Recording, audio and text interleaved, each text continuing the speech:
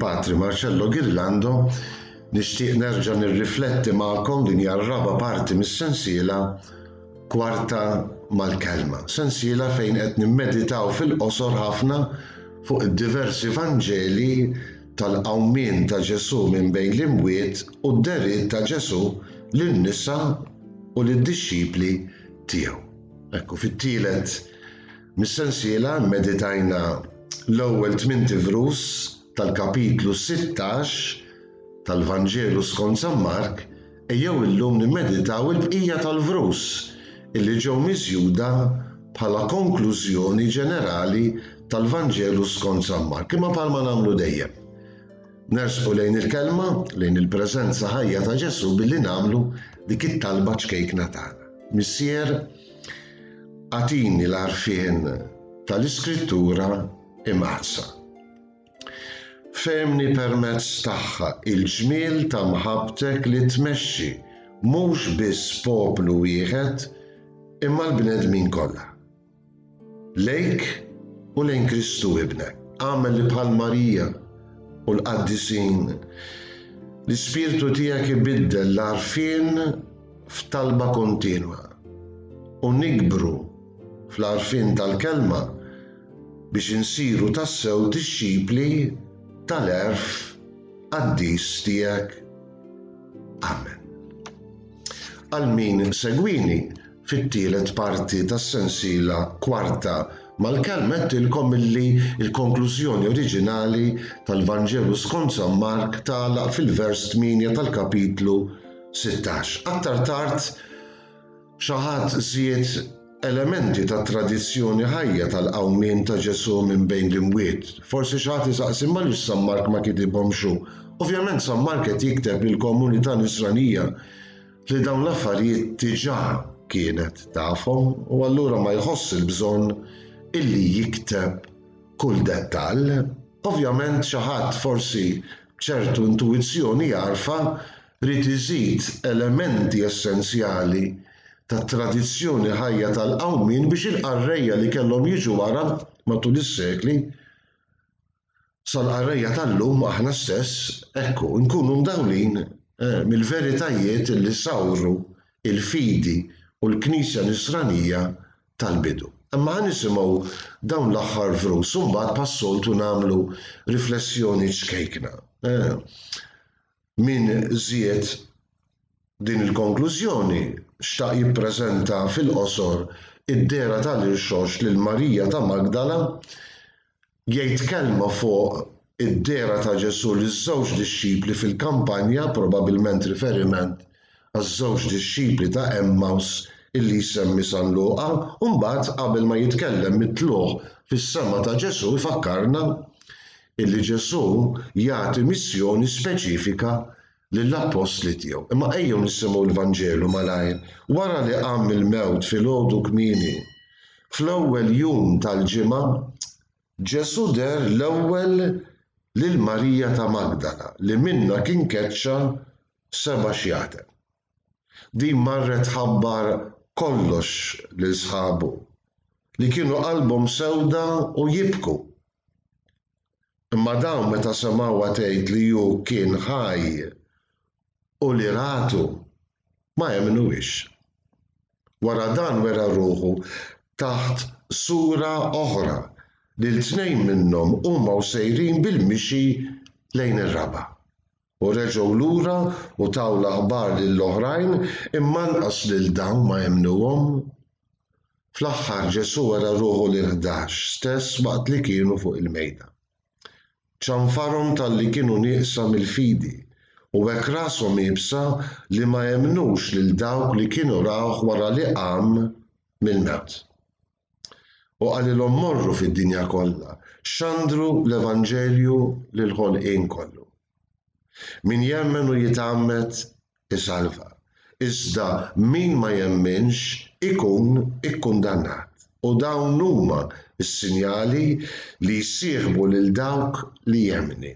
F'ismi jkeċċu xjaten, jitkellmu bil-sna ġodda, jaqbdu s-srieb b'idejhom u jekk xi xorbu xi xorb li jġib il-mewt ma jagħmlilhomx ħsara, iqegħdu idejhom fuq il-morda u dawn ifiequ. U hekk il-mulej Ġesu wara li kellimhom kien imtella fis-sema u qagħad in-naħa tal-lemin ta' Alla. Huma mbagħad marru jippritkaw kullimkien u l-mulej kien jaħdem magħhom u jwettaq il-kelma bil-mirakli li kienu jsiru magħha. Naraw xi ġmiel ta' Vanġelju. Element komuni fir-raba' Vanġeli tiġednija nerġa' ngħidha x'tant hija importanti. Ġesu xoxt f'dak l-ewwel jum tal-ġimgħa f'dak l-ewwel ħadd il-għid jidher lil Marija ta' Magdala illi kienet preżenti waqt il-passjoni u waqt id-difna ta' Ġesu u kienet waħda li marret lejn il-qabar kmieni filgħodu il-ħadd. Ekku Ġesu jidher lil Marija ta' Magdala, anzi San Mark jgħid jew għal min żied dawn il-kelmiet Ġesu der l-ewwel lil Marija ta' Magdala. U mbagħad jagħtina deskrizzjoni li minnha kien keċċa 7 ixjaten. Aħna fil-mentalità popolari dejjem mod żbaljat ovvjament lil Marija minn Magdala. Magdala kienet belt qrib Kafarnaum fuq il-baħar, kienet famuża il għaliex hemmhekk kienu jmelħu il-ħut li kien jinqabad fil-baħar u mbagħad jesportawh pereżempju lejn Damasku fis-Sirja. Marija kienet minn hemm. Ħafna drabi ngħidu li kienet mara ta' triq imma dan m'għandna l-ebda ħiel fil-Vanġelu. Però minnha kien keċċa 7 ixjaten. Ġifieri kienet għexet mumenti ta' sofferenza kbira, possessjoni diabolika mhux ta' wieħed imma ta' 7 xjaten. Ħabbitu lil Ġesu il għaliex fil-veru sens tal-kelma wellida mill-ġdid. U Ġesu kien jaf bl-imħabba li kellha għalih. U għalhekk jażilha biex tkun l-ewwel apostlu lill-apostli. Jidher lilha l-ewwel. U mhux biss jidher lilha l-ewwel, imma bħalma nafu mill-Vanġeli l-oħra probabbilment jikkummissjona biex ixxandar din l-aħbar it-tajba tal-qawmin tiegħu minn bejn l-imwiet. San Mark dan ma jgħidux imma jgħid marret ħabbar kollox lil sħabu xandira mela, xandira mimlija ferħ li kienu qalbhom sewda u jibku, forsi hawnhekk biss għandna dan id-dettall tal-biki frott il-qalb sewda, l-qalb maqsuma tal-apostli, qalb maqsuma l-1000 raġuni. Għal-mewt ta' Ġesu, għad-difna tiegħu, għall-infedeltà li wrew waqt il-passjoni għax kważi kollha ħarbu. Ekku, ma sfortunatament il-Vanġelu jgħid meta semgħuha tgħid li hu kien ħaj u li ratu ma jemmnuhiex. Hemm din il-qalb jibsa, din id-diffikultà li temmen xi ħaġa kompletament ġdida. L-azzjoni straordinarja tal-Missier li kien qajjem il-mewt lil Kristu Ġesu. L-Evanġelista jżid mbagħad u jagħti ħiel tar-rakkonta Emmaus għax jgħid wara dan wera ruħu taħt sura oħra lil 2 minnhom huma sejrin bil-mixi lejn ir-raba' x'kienet din is-sura oħra. Kellimhom fuqu permezz tal-Iskrittura kif qatt naraw fil-Vanġelu skont San Luqa u wrihom li kien ħaj fil-qsim tal-ħobs. Imma lanqas lil dawn ma jemmnuha. Meta mbagħad fl-aħħar skont il-Vanġelu ta' Marku Ġesu innifsu wera ruħu lil 11 waqt li kienu fuq il-mejda. Interessanti li Ġesu iċanfarhom għan-nuqqas ta' fidi tagħhom. Smajnieh il-Vanġelu ċanfarhom tal-li kienu nieqsa mill-fidi u hekk rashom jibsa li ma jemmnux lil dawk li kienu rawh wara li qam mill-mewt. Jiena ngħid li din il-ġrajja tal-qawmien ta' Ġesu b'ġisem glorjuż, dawn id-derijiet li kienu saru kemm lil Marija ta' Magdala u kemm liż-żewġ dixxipli fil-kampanja, tant kienet xi ħaġa ġdida, nerġa' ngħid straordinarja. Allura kważi jiena nifhem u forsi anki intom ukoll nifhmu n-nuqqas ta' fidi tal-Apostli. Imdellin mid-dieqa u l-biki kemm kien diffiċli għalihom jagħmlu dik li nsejħulha bil-Malti il-qabża l-kbira tal-fidi. Kellu jkun Ġesu innifsu bil-preżenza tiegħu waqt li kienu fuq il-mejda fiċ-ċenaklu illi jseddaq il-fidi tagħhom. L-Evanġelista ma jġibx ir-reazzjoni tad-dixxipli, qed narawha kemm San Luqa kif ukoll San Ġwan li jifirħu, ferħ li jdamdamhom, ferħ mimli staġib. Ekku, hawnhekk m'għandna xejn minn dan imma immedjatament l-awtur sagru ta' dawn il-frus ifakkarna illi wara li jesperjenzjaw lil Kristu ħaj neċessarjament skont il-kman ta' Kristu, skont il-missjoni affdata lilhom mill-irxoxt isiru ħabbara tiegħu. Smajnieh il-Vanġielu, morru fid-dinja kollha. Xandru l-Evanġelju lil-ħolqien kollu. Din l-aħbar it-tajba ma kienitx għall-poplu wieħed. Kif diġà rajna meta mmeditajna fuq il-Vanġeli tal-qawmien skont San Mattew. Imma l-Vanġelu tal-qawmien huwa għall-bnedmin kollha, d-dinja kollha, anzi għall-ħolqien kollu hija bxara tajba illi neċessarjament għax aħna marbutin ħaġa waħda mal-ħolqien ta' din id-dinja kbira u sabiħa, hekk l-Vanġelu l-aħbar it-tajba huwa anki għall-ħolqien kollu. Min jemmen u jitammet jisalva, iżda min ma jemminx ikun ikkundannat.